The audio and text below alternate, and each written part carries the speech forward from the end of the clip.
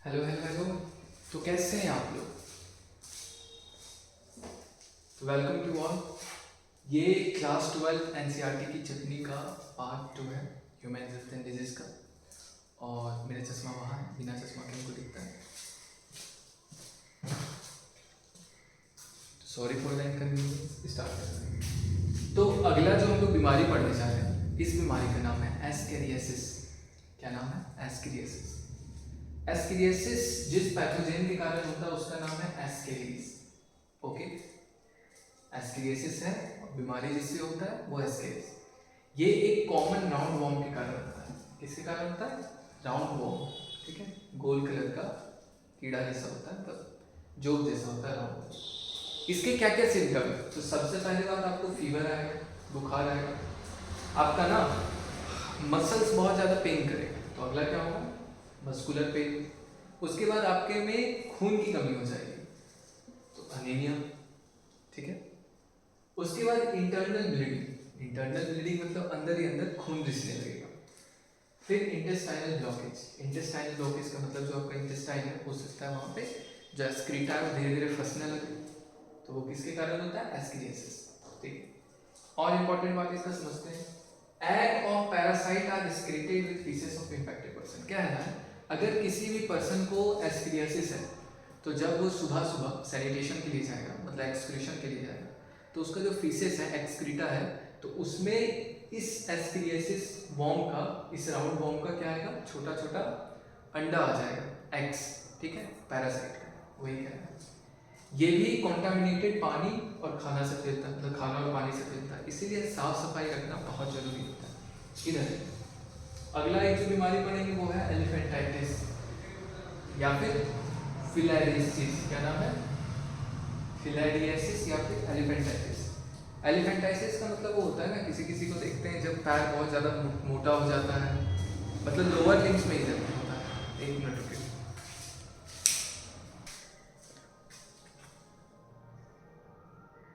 तो एलिफेंटाइटिस का मतलब वही होता है ना, किसी किसी का पाँव हाथी की तरह हो जाता है, इसको हिंदी में बोला जाता है हाथी पाँव। और एक और क्या नाम है इसका? फिलेरियासिस। इस जिसके कारण होता है उसका दो नाम दिया गया है, मतलब दो पैथोजन के कारण होता है। जीनस दोनों का सेम है लेकिन स्पेसीज अलग अलग है। ये ब्रैनकॉफ्टी और मैलालाई क्या है? स्पेसीज। दोनों का सेम जीनस है, सेम जीनस है। ठीक है, वो जीनस का नाम है ऊचेरेरिया। क्या नाम है? ऊचेरेरिया। और जो स्पेसीज है वो है ब्रैनकॉफ्टी और मैलालाई। क्या नाम है? ब्रैनकॉफ्टी या मैलालाई, दोनों। ठीक है, वेक्टर एक नया टर्म यहाँ पे इंट्रोड्यूस हुआ। नाक में ऐसे करते हैं ना, हरा हो गया मेरा नाम। एक नया टर्म यहाँ पे इंट्रोड्यूस हुआ, वो हो गया वेक्टर। वेक्टर का मतलब होता है वो जो बीमारी को इधर से लेके उधर फैलाए। जैसे हमारे घर में मक्खी जो होता है वो बीमारी को फैलाता है, तो मक्खी भी क्या है? एक वेक्टर है। मच्छर भी अभी हम लोग पढ़ेंगे थोड़ी देर के बाद, मलेरिया, तो वहाँ पे भी एनोफिलिस मॉस्किटो क्या होता है? वेक्टर होता है। तो वेक्टर क्या होता है? जो डिजीज को स्प्रेड करे, यानी एक जगह से दूसरी जगह फैलाए। तो एलिफेंटाइसिस या फिलेरियासिस को फैलाने वाले वेक्टर का नाम क्या है? Culex mosquito. क्यूलेक्स नाम का एक मॉस्किटो होता है, वही इधर से उधर बीमारी को फैलाता है। ठीक है, इसमें होता क्या है? Inflammation of organ, usually lymphatic vessels of long. Inflammation का मतलब होता है फूल जाना।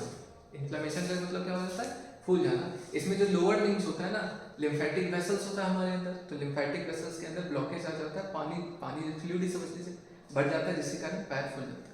तो इसको पॉज करके नोट कीजिए।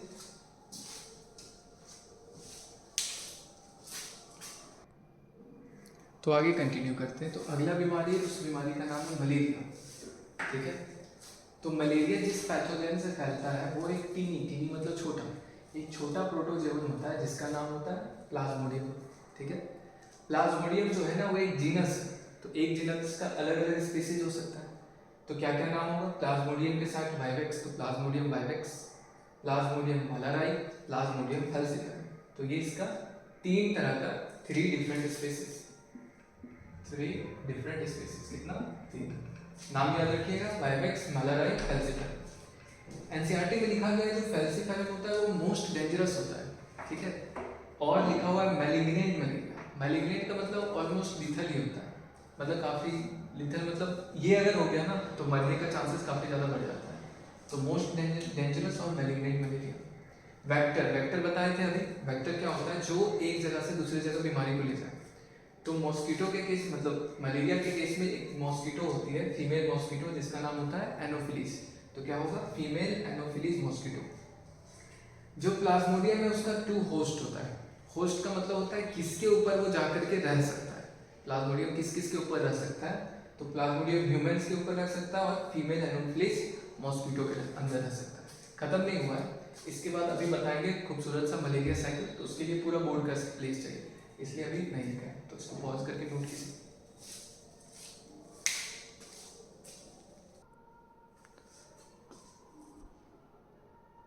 हाँ, तो आगे कंटिन्यू करते हैं। ये जो है ना, ये है मलेरिया साइकिल, ठीक है? मलेरिया साइकिल बड़ा नीट एंड क्लीन रह गया, इसको नोट कर लीजिए और बोर्ड में अगर पूछा गया तो इसको बना दीजिएगा। फुल में फुल मार्क्स मिलेगा, 1 नंबर भी नहीं कटेगा, ठीक है? अब इसको धीरे धीरे करके हम लोग समझते हैं। तो खेल को स्टार्ट करते हैं। मान लेते हैं यहाँ किसी का हाथ है, ये हाथ है, इसको एक मच्छर ने काटा। हाँ, ये एक मच्छर है, कोई बच्चा नहीं है, मच्छर है, चोंच से काटा। यहाँ पे ये जो दाना दाना जैसा दिख रहा है ना, इसको बोला जाता है स्पोरोजोइट। क्या बोला जाता है? स्पोरोजोइट,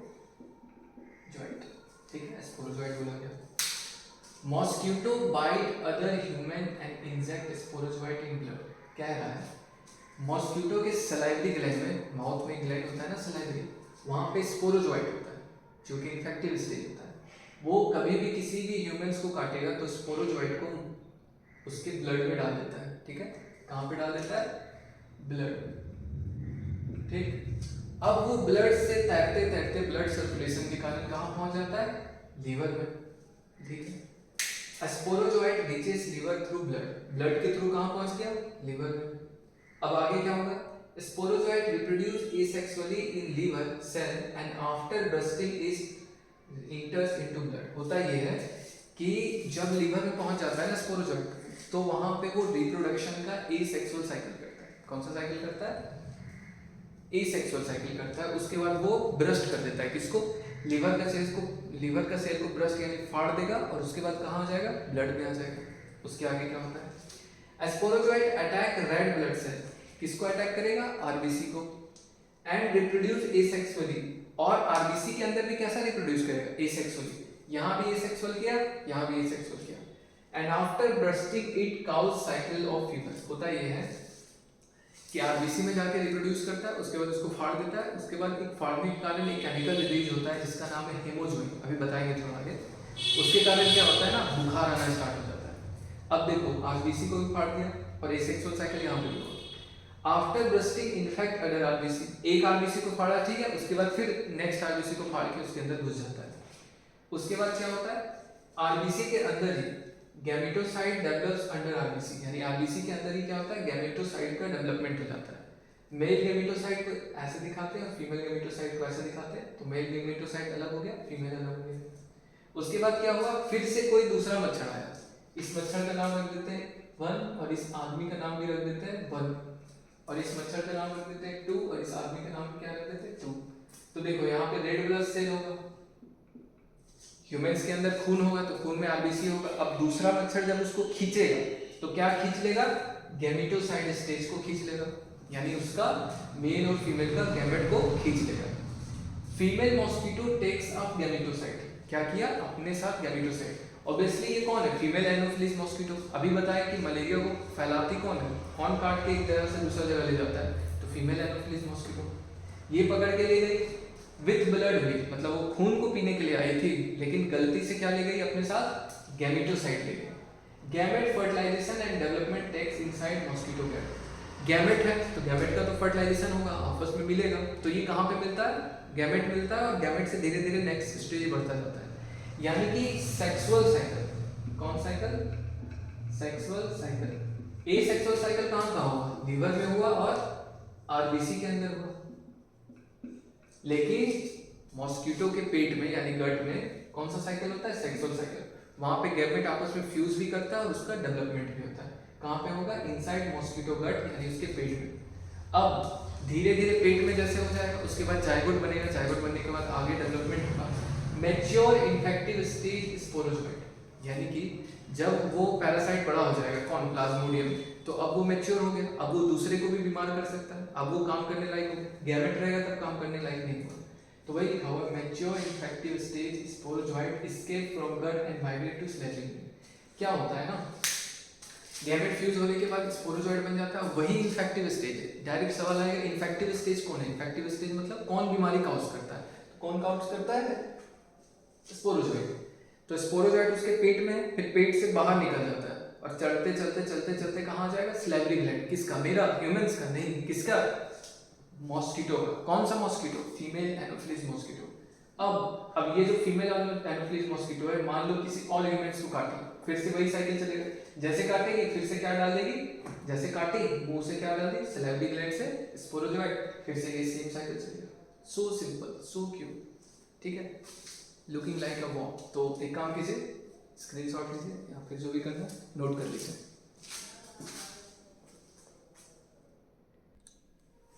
तो आगे चलते हैं, पता नहीं गाना वाला भी आ रहा है क्या, एक मिनट। हाँ तो देखिए आगे लिखा हुआ है, आगे ये लिखा हुआ है कि when RBC rupture, asexual cycle वहां पे कंप्लीट करके क्या कर देता था, उसको फाड़ देता था, रप्चर कर जाता था।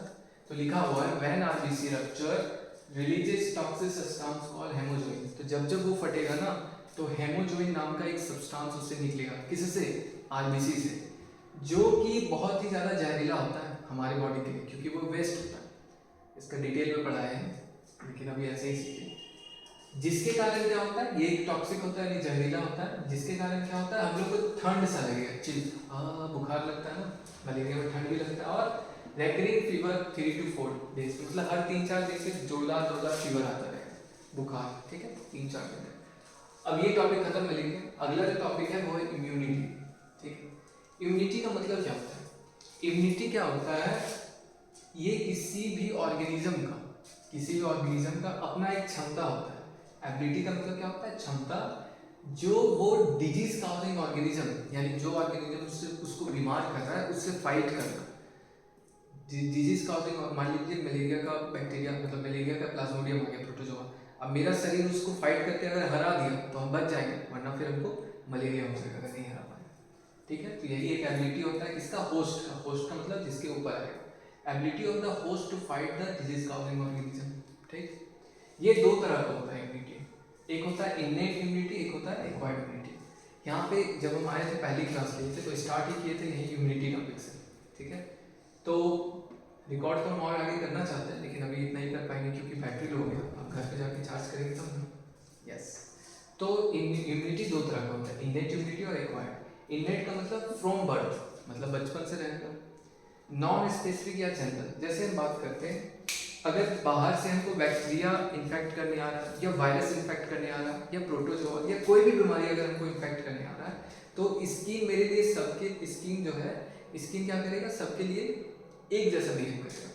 मतलब चाहे वो बैक्टीरिया रहे, चाहे वायरस रहे, चाहे कुछ भी रहे, सबको एक जैसा रुकेगा, ठीक है। ये कभी भेदभाव नहीं करेगा। अगर मुंह पेट के थ्रू अगर हम कोई सा खा लिए, बैक्टीरिया वायरस या कुछ भी खा लिए, तो पेट में जो HCl है वो सबको एक ही तरह से जलाएगा, एक तरह से डाइजेस्ट करेगा, अंतर नहीं करेगा। इसलिए ये क्या होता है, नॉन स्पेसिफिक यानी जनरल, ये कोई डिजाइन नहीं देखता, जो है एक तरह से उसको मान देंगे। और ये होता है, इसमें अलग अलग तरह का बेरियर्स होता है, जो आगे बढ़ेंगे। बेरियर्स का मतलब रुकावट होता है, वो 4 तरह का होता है, ठीक है। 4 तरह का बेरियर होता है, फिजिकल, फिजियोलॉजिकल, साइटोकाइन, और एक कौन सा होता है, फिजिकल, फिजियोलॉजिकल,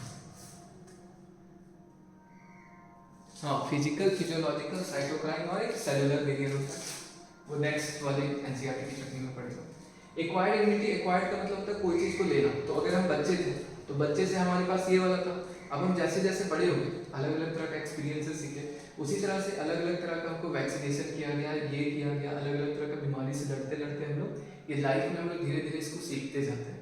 इसमें क्या होता है, मेमोरी बनता है, मेमोरी मतलब याददाश्त बनता है, हमारा शरीर याद करता है, चीज़ों को याद करता है हमारा शरीर कि इस बीमारी से ऐसे लड़ना है, इस बीमारी से ऐसे लड़ना है। और हर एक अलग अलग बीमारी से लड़ने के लिए अलग अलग तरीका, अलग अलग स्ट्रैटेजी का इस्तेमाल करता है।